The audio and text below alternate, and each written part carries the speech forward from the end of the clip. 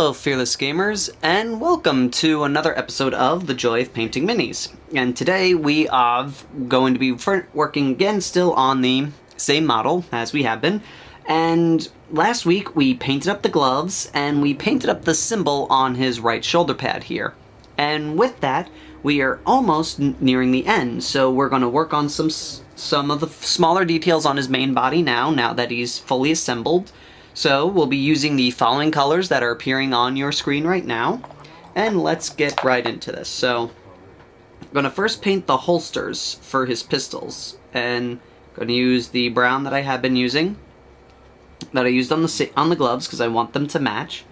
And I'm going to start by just looking for all the areas that are raised, and I'm leaving room for the shadowed areas.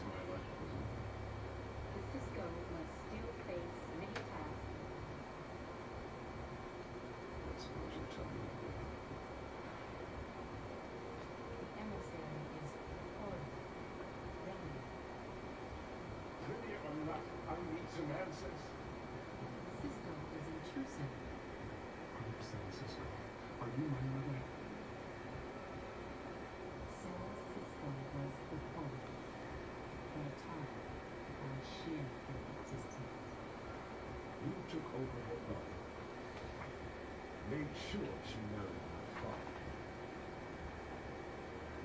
so that she could be Cisco is necessary. I want you to believe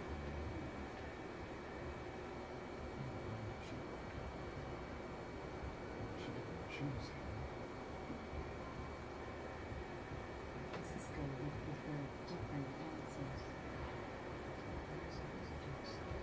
You are ready, Mr. Jones. I insist because of you.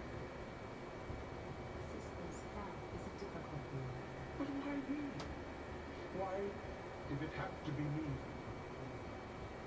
Because it could be no one else.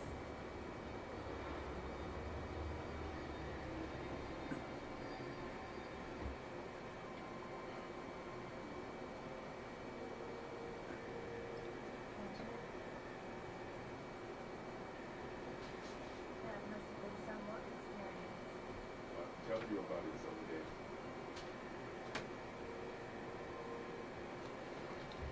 Okay, and we're coming up. This is one of the things that makes, this is why I kind of like I paint things unassembled partly, and then I paint them, then I paint the rest of it assembled, because this makes the painting process go a lot easier, because it helps with determining where shades and highlights are going to go, and it just makes the project go a lot faster.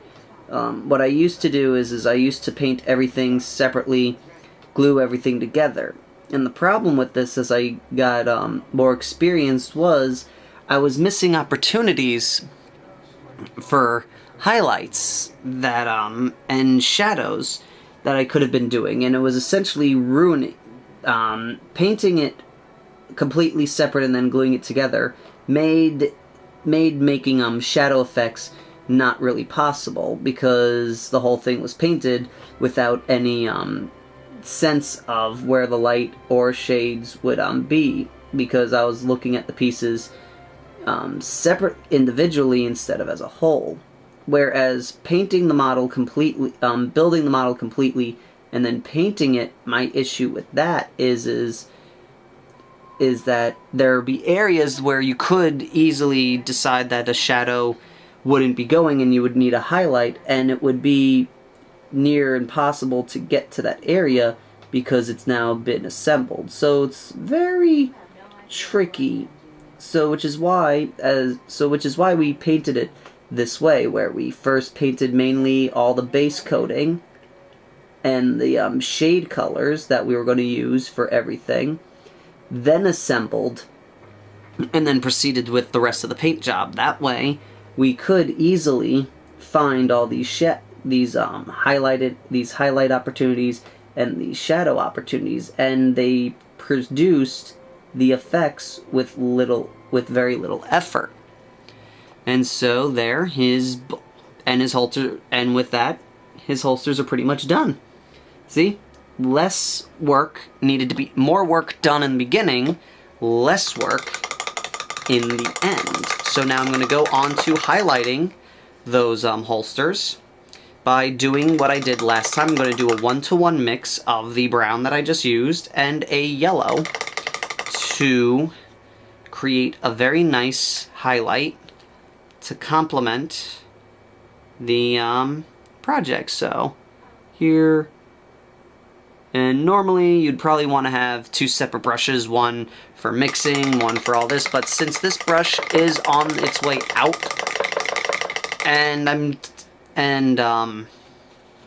I have another detail brush waiting in the wings, not too concerned.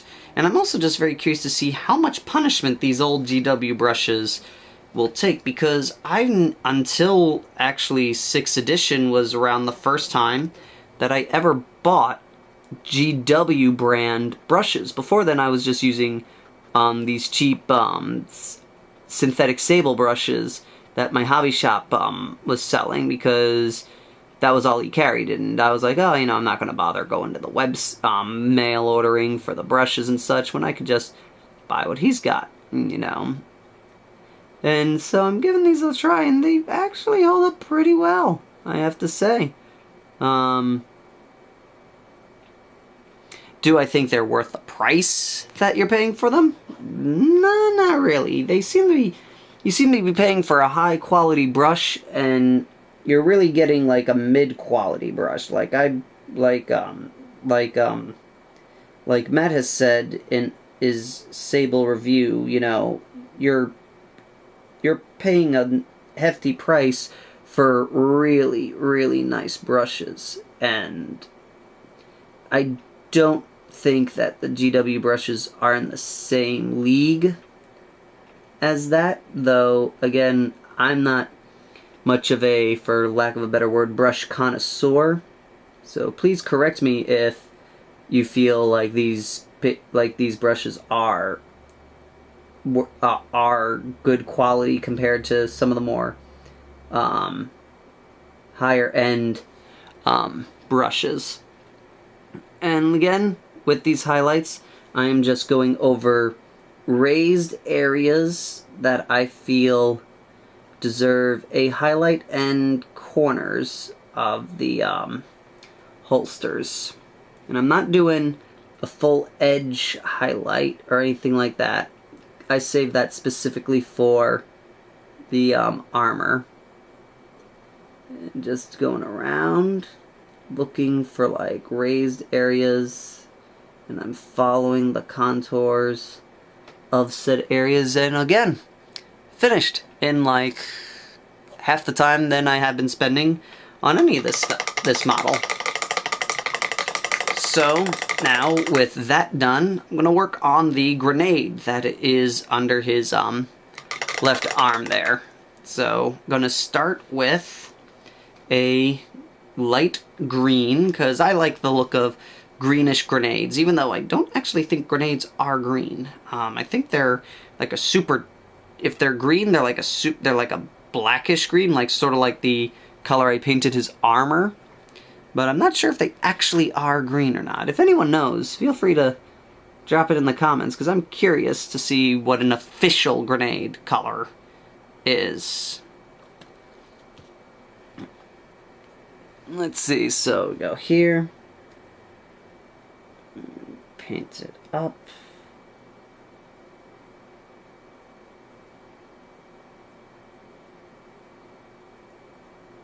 I'm just going to try and avoid the pin, which is good.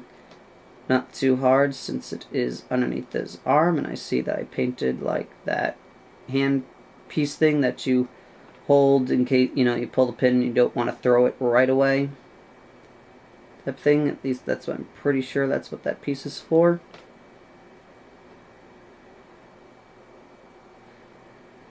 And then the metal bottom, which I'm going to paint up later. Afterwards, a metal color.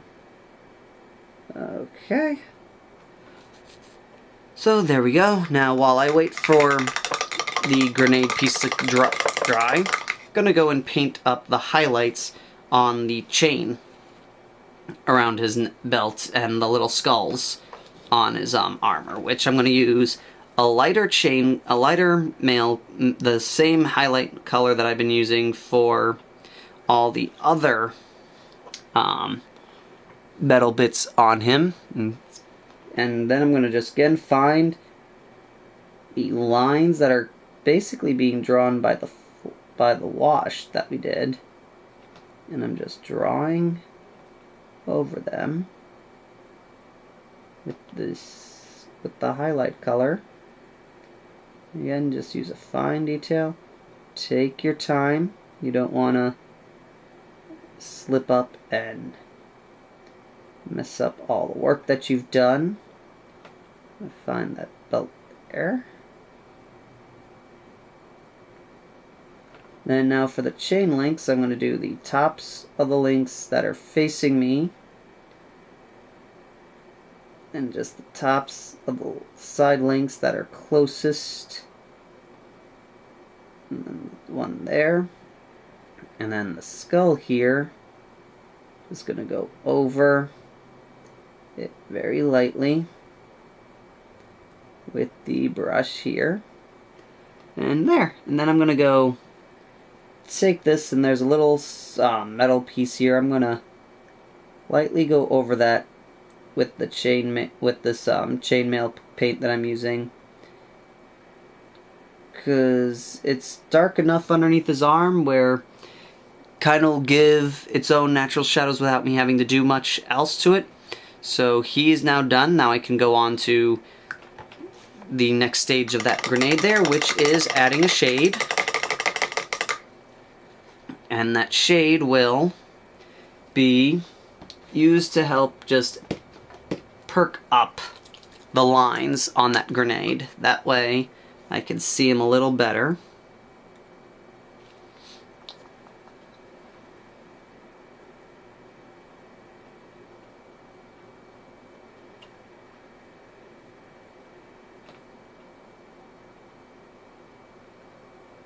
This is the same wash we used on his armor, because it works for it, and it's a really nice wash. It's probably, out of all the shades, one of my favorites is the Steel Tan Green one. I haven't tried the other one yet, because I haven't seen a need for it.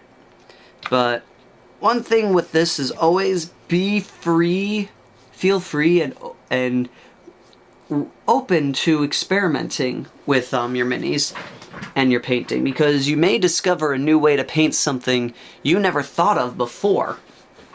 And so now with this we are going to, okay, that seems ready. I'm going to take the same green that we used to base coat this grenade, and I'm going to go over just the squares.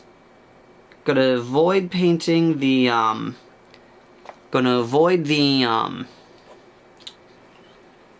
lines, and I'm just going to finely paint the squares just to give them some definition.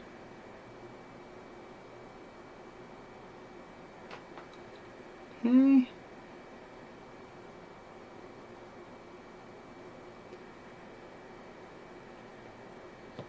Okay.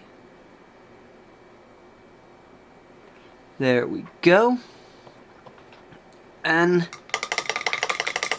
now, because it's kind of being blocked by his arm and the like, I'm going to use a darker metal color for his, for the clip, the safety clip, or whatever you would call that metal piece that that pops off when you pull the pin. Again, not too keen on that stuff. Alrighty, sorry about that. I had to just do some stuff. So now let us go and finish up painting that grenade. And and then start painting the bottom here with that. And okay. So now the grenade is pretty much done.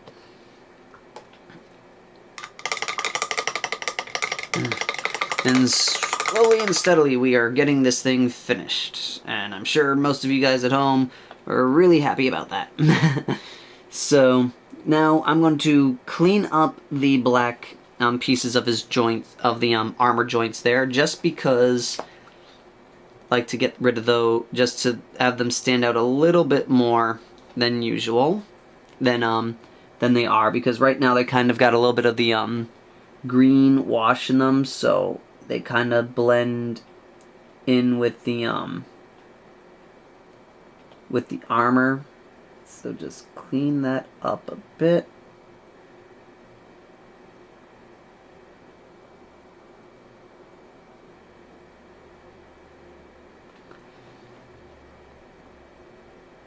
And then going to clean this piece up here.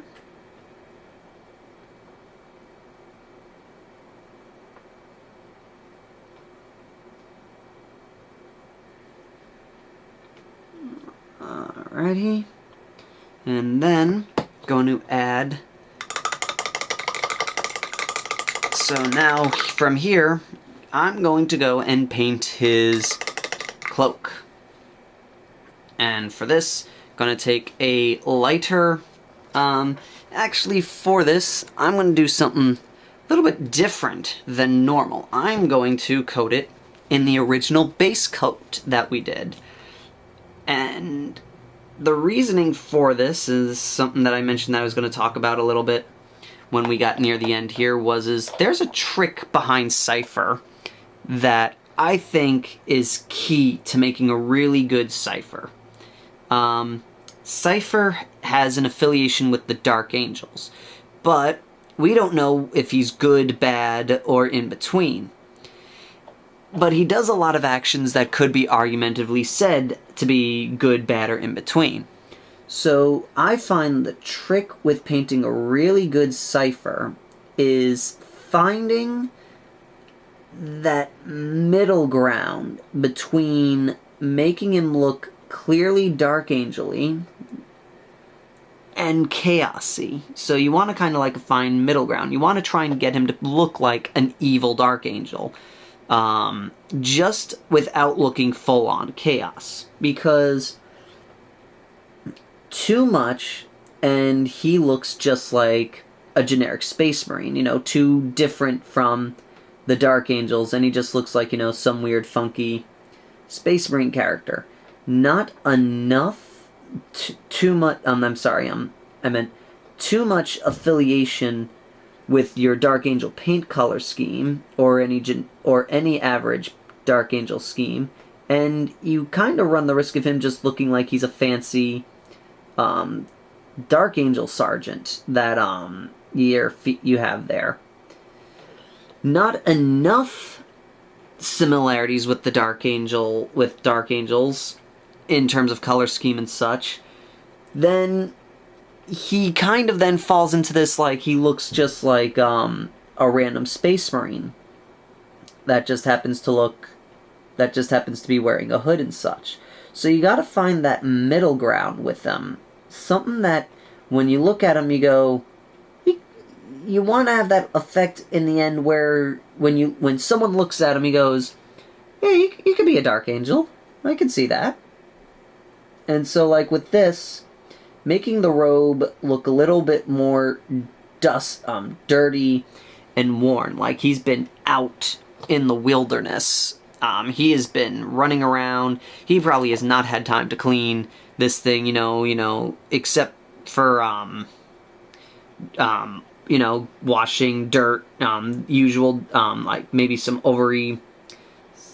really bad stains and such on it. But for the most part, want it to look nice and worn. That way but you want to try again, like, you want to use, I would recommend, if you paint Dark Angels at all, using the same basic colors that you use for your Dark Angels, but slightly modify the mix. Like this usually when I paint, like if this was a Dark Angel Veteran Sergeant or something, I would go straight from here to I would have painted this Xandri Dust, did the wash, and then I would have immediately gone and did a Bleach Bone, or Ushanti Bone, depending on which colors you're using,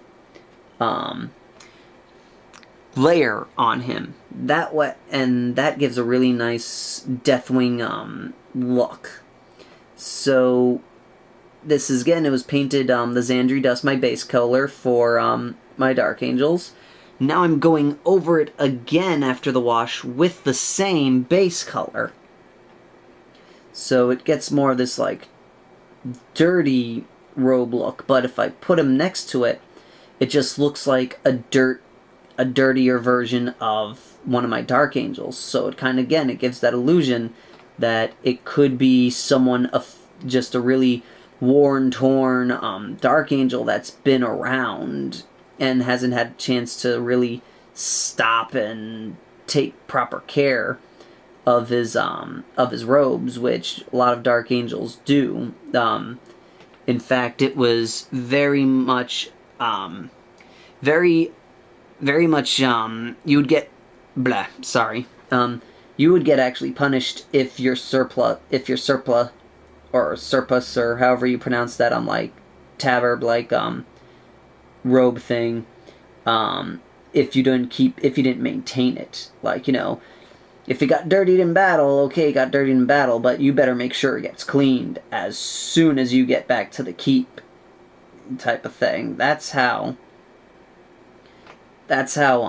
big it is for the maintenance of their robes. So I would feel that like Cypher would do his best, but with his limited resources that he has in terms of a safe port where he could do this kind of stuff, there would be very few chances where he could properly get his robe cleaned, because he's always on the run, can't really stay in one place for too long, or else the Dark Angels Duke will catch up to him. And so, like I said, I'm going over this again to try and give it more of that dirt look. That way, he's not screaming Dark Angel, but you can easily connect him with the army, at least in terms of with my army theme. So, like, you can look at him and go, yeah, that looks like a worn-torn sergeant from your army, is what I'm going for with this. So I can, again, he matches without matching completely, if that makes sense. And just paint up right in here.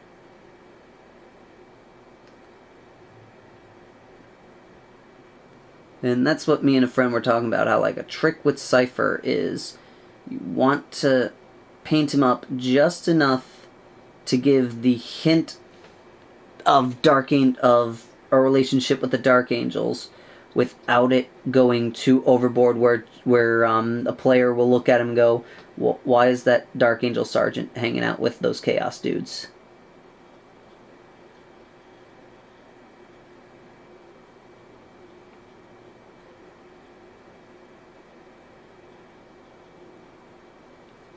That's the key to any of this thing. Okay. Look at here for that robe piece there. And so I'm leaving some parts purposely, even though that they should be, by what I've been saying before, they should be painted over, I'm leaving them unpainted to give, again, like, that look of dirt and grime on his robes here. That way it just gives it more this look like he's been around. He's been constantly on the move with very few chances to stop.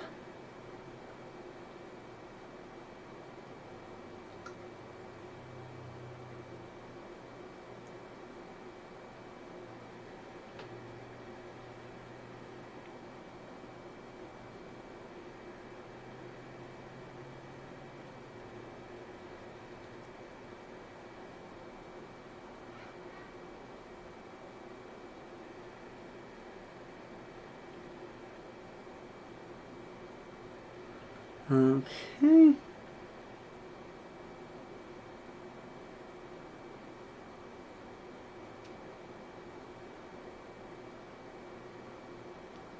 Alrighty.